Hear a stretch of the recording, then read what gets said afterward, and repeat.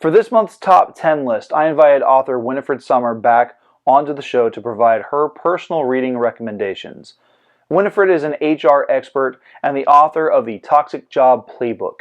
She was also a Writey's Award winner for Best Marathon Guest, as she was featured during last season's Author Awareness April Marathon.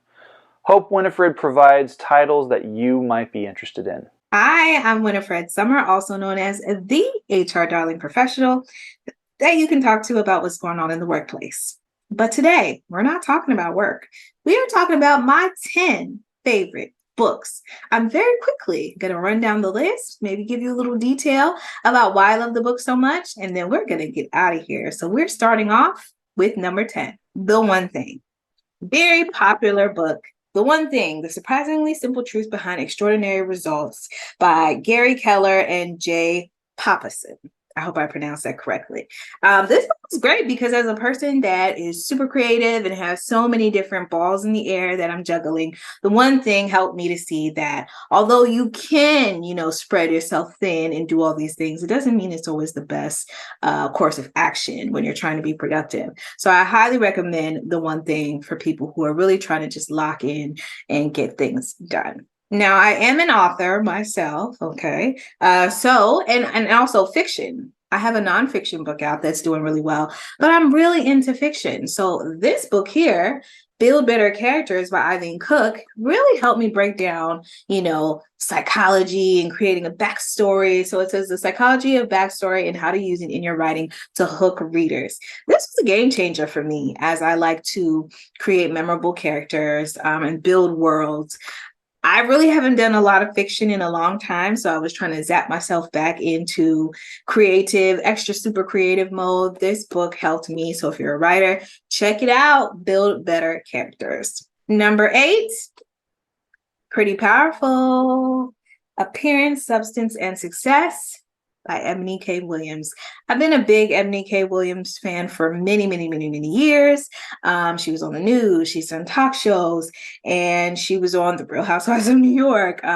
She's been all over the place. I mean, she's a whole lawyer, very educated and absolutely gorgeous. And just to hear her take, as a Black woman, professional woman, and the power of appearance, like things that you wear, their accessories, and it's not about labels and money, but it's just kind of how you represent yourself. Like what you wear tells a story.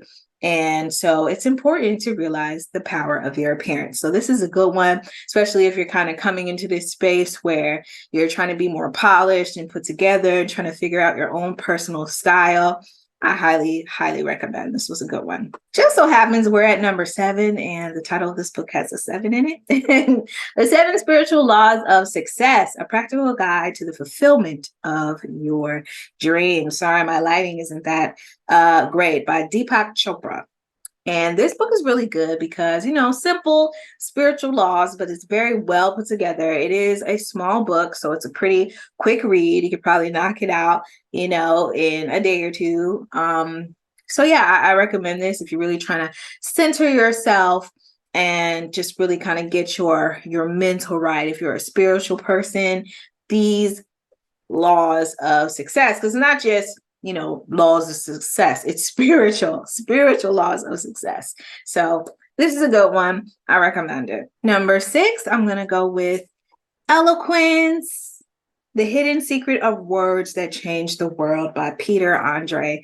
This is a good one. I'm a person that never really liked the sound of my own voice, and I started to get into more public speaking, podcasting, hosting, all these different things. And so this book helped me to really develop my speaking skills, should I say, different ways that I express myself, the different things like your tone and, how quick you talk, how slow you talk, just little things about the way you speak that I didn't really understand too well until I got into this book. So especially if you're a person that's not traditionally a speaker, you will appreciate Eloquence. So this is it. Number 5 is The 4 Agreements. This is one of the few books that I read over and over and over and over again.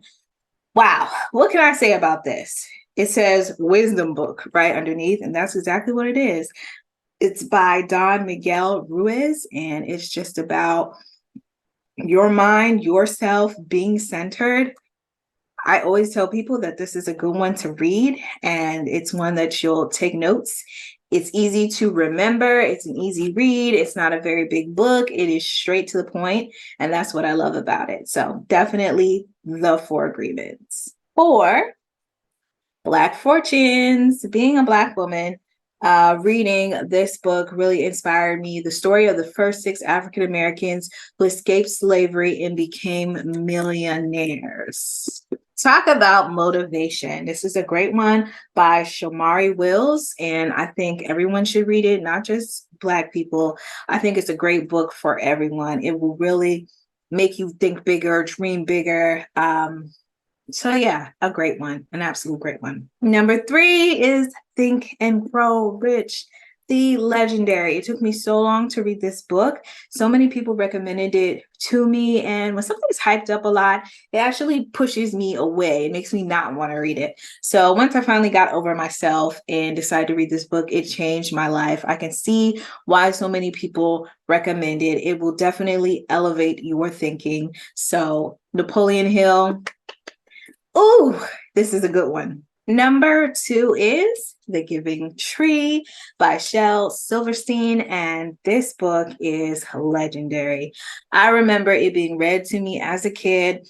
Then I remember reading it myself as a kid and continuing it to read it every couple years. You know, it's a story about the journey of a life and what matters, you know, as a person going through the different stages. It's about love, it's about caring, it's about nurturing, and it really gives you something to think about. It's great for all ages, and I really think it's just a huge staple in general. Everyone and their child and their mother and their grandchild and their niece and their nephew and their neighbor should revisit this book time and time again. It really is in my heart. So gotta check it out. All right. And now we are at the number 1 book, my favorite book of all time, besides the Holy Bible, of course, is, drum roll please, What Becomes of the Brokenhearted by Eileen Harris. It is a memoir of my favorite author, Eileen Harris, and it was incredible. His story, his journey, how he started as a writer and selling books out of the trunk of his car, and just his rise to not just being a well-known author, but he was that dude. Like, I remember waiting for the release dates of the new books. It was like waiting for Beyonce tickets to go on sale. Like, that's how big of a moment it was, and all the things that he was doing, the stories that he wasn't scared to tell. Eileen Harris really opened up my eyes to the bravery, you know, that can come along with writing, how you can take your work in a certain direction and be a voice for people. It is an incredible book. It inspires me. It makes me laugh. It makes me cry. And it's a really good read. So if you want to hear a story of a person who made it, and when I say this man made it, I'm not sure if you've heard of Eileen Harris, but look him up. He was an incredible author and way ahead of his time. So that is my number 1 favorite book. Thank you so much for joining me.